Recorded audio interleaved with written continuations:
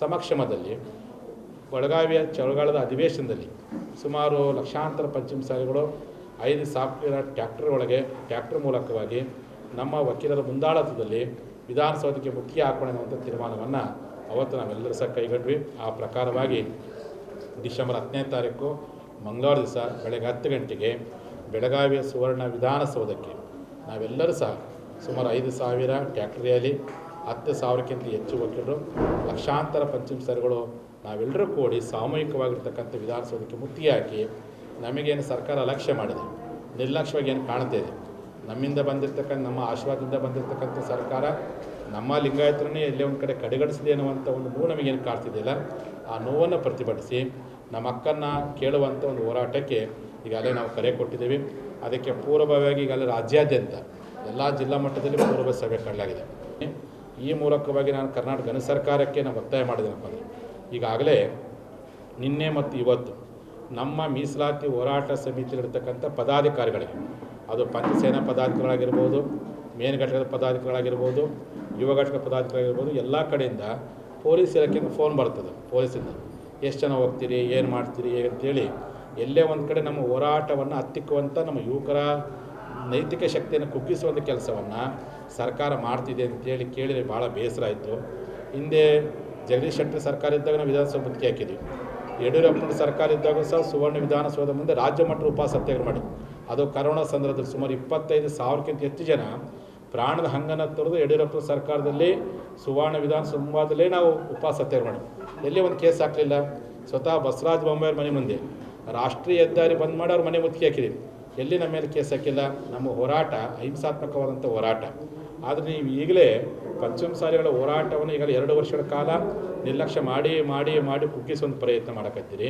ಈಗ ಮತ್ತೆ ಹೋರಾಟವನ್ನು ಮಾಡುವಂಥ ಯುವಕರನ್ನು, ಹೋರಾಟ ಮಾಡುವಂಥ ಪಂಚಸೇನೆ ಕಾರ್ಯಕರ್ತರನ್ನು, ಹೋರಾಟ ಮಾಡುವಂಥ ಯುವ ಘಟಕದವರನ್ನು, ಹೋರಾಟ ಮಾಡುವಂಥ ಮಹಿಳೆಯರನ್ನು ಕುಗ್ಗಿಸುವಂಥ ಪ್ರಯತ್ನ ಮಾಡುವಂಥದ್ದು ಎಷ್ಟು ಮಟ್ಟಿಗೆ ಸರಿ ಅಂತ ಹೇಳಿಕ್ಕೆ ಇಚ್ಛೆಪಡ್ತೀನಿ. ನಾನು ಈ ಮೂಲಕವಾಗಿ ಸರ್ಕಾರಕ್ಕೆ ನೇರವಾಗಿ ಹೇಳಿಕ್ಕೆ ಇಚ್ಛೆಪಡ್ತೀನಿ. ಒಂದು ವೇಳೆ 10ನೇ ತಾರೀಕು ಒಳಗಾಗಿಯೇ ನಮ್ಮ ಪಂಚಮಸಾಲಿ ಸಮಾಜದ ಯಾವುದೇ ಒಬ್ಬ ಕಾರ್ಯಕರ್ತ, ಯಾವುದೇ ಒಬ್ಬ ಪದಾಧಿಕಾರಿಗಳು ನೀವು ಏನಾದರೂ ಮುಟ್ಟುವಂಥ ಪ್ರಯತ್ನ ಮಾಡಿ, ಅವ್ರ ಮೇಲೆ ದಬ್ಬಾಳಿಕೆ ಮಾಡುವಂಥ ಪ್ರಯತ್ನ ಮಾಡಿ, ಅವ್ರ ಮೇಲೆ ಕೇಸ್ ಹಾಕುವಂಥ ಪ್ರಯತ್ನ ಮಾಡಿದರೆ ಬಹುತೇಕ 2ನೇ ನರಗುಂದ ಬಂಡಾಯ ಆಗುವಂಥದ್ರಲ್ಲಿ ಯಾವುದೇ ಸಂದೇಹವಿಲ್ಲ ಎನ್ನುವಂಥ ಎಚ್ಚರಿಕೆ ಮಾತನ್ನು ಹೇಳಿಕ್ಕೆ ಇಚ್ಛೆಪಡ್ತೀನಿ. ನರಗುಂದ ಬಂಡಾಯ ಈಗಲೂ ನಮ್ಮ ಕಣ್ಣೆದುರಿಗಿದೆ. ಅದು ರೈತ ಚಳವಳಿ, ಇದು ಸಹ ರೈತ ಚಳವಳಿನೇ. ಹೆಸರು ಮಾತ್ರ ಪಂಚಮಸಾಲಿ ಮಕ್ಕಳಂದರೆ ರೈತರ ಮಕ್ಕಳ ಹೋರಾಟನೇ ಇದು. ಲಿಂಗಾಯತ ಒಳಪಂಗಡಂದ್ರೆ ನಾವೆಲ್ಲ ರೈತರ ಹೋರಾಟ. ಈ ರೀತಿಯಾಗಿ ನಿಮ್ಮ ಅಟ್ಟಹಾಸವನ್ನು, ಹೋರಾಟವನ್ನು ಹತ್ತಿಕ್ಕುವಂಥ ಷಡ್ಯಂತ್ರವನ್ನು ಪೊಲೀಸ್ನವ್ರು ಏನಾದರೂ ಮಾಡಿದ್ದೇ ಆದರೆ ಆಗುವಂಥ ಅನಾಹುತಗಳಿಗೆ ಕೇವಲ ಸರ್ಕಾರ ಮಾತ್ರ ಹೊಣೆಗಾರಲ್ಲ.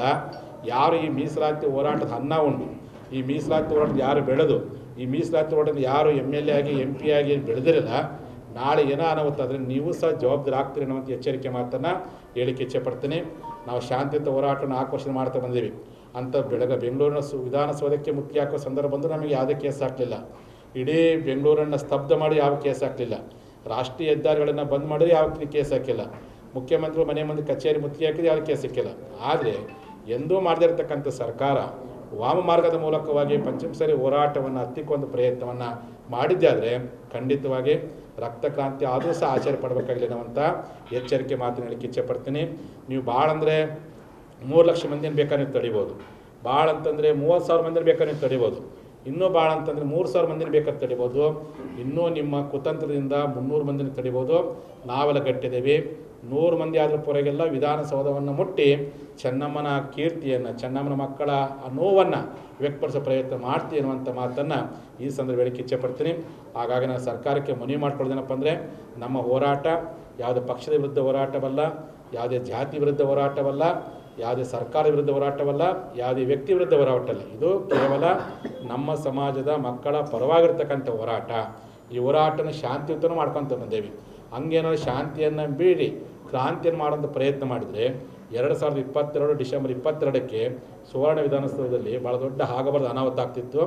ನನ್ನ ಮಾತಿಗೆ ಬೆಲೆ ಕೊಟ್ಟು ನಮ್ಮ ಸಮಾಜ ಬಾಂಧವರು ಮೌನವಾಗಿ ವಾಪಸ್ ಹೋಗಿ ಈ ರೀತಿಯ ಶಾಂತಿ ಪ್ರೇರ ಪಂಚಮಸಾಲಿಗಳು ಶಾಂತಿಗೆ ಹೆಸರಾದಂಥ ನಾವು ಶಾಂತಿಯನ್ನು ಬಂದರೆ ಬಸವಣ್ಣರಾಗ್ತೀವಿ, ಕ್ರಾಂತಿಯನ್ನು ಮಾಡೋ ಪ್ರಯತ್ನ ಮಾಡಿದ್ರೆ ಚೆನ್ನಮ್ಮರಾಗ್ತೀವಿ. ಹಾಗಾಗಿ ಚೆನ್ನಮ್ಮನ ಮಾಡೋ ಅವಕಾಶನೇ ಕೊಡಬಾರ್ದು. ಬಸವಣ್ಣನಂಗೆ ಶಾಂತಿಯುತ ಮಾಡಿ ಸಾಮಾಜಿಕ ನ್ಯಾಯನ ಪಡುವಂಥ ಹೋರಾಟಕ್ಕೆ ಅವಕಾಶ ಮಾಡಿಕೊಡಬೇಕು ಅಂತೇಳಿ ನಮ್ಮ ಸರ್ಕಾರಕ್ಕೆ ಈ ಮೂಲಕ ನಾನು ಹೇಳಿಕ್ಕೆ ಇಚ್ಛೆಪಡ್ತೀನಿ. ಆ ಕಾರಣಕ್ಕೋಸ್ಕರವಾಗಿ ನೀವು ನಮ್ಮನ್ನು ಪ್ರೀತಿಗೆ ಸ್ಪಂದನೆ ಮಾಡಿದರೆ, ನೀವು ಸೌರದಿಂದ ನಮ್ಮನ್ನು ಒಪ್ಕೊಂಡಿದ್ರೆ ನಾವು ಈ ರೀತಿಯ ಗುರು ಹೋರಾಟ ಮಾಡೋಂಥ ಅವಶ್ಯಕತೆ ಇತ್ತು. ಒಂದು ಸೌಜನ್ಯಕ್ಕಾದರೂ ನಮ್ಮ ಸಮುದಾಯದ ವಕೀಲರಿಗೆ, ನಮ್ಮ ಸಮುದಾಯದ ನಾಯಕರಿಗೆ ಇಷ್ಟು ತಿಂಗಳೊಳಗೆ ನಾನು ಭರವಸೆ ಕೊಡ್ತೀನಿ ಅಂತ ಮಾತು ಹೇಳಬೇಕಾಯಿತು. Ashwavega English News. Coming soon. Your channel, your voice, your trust.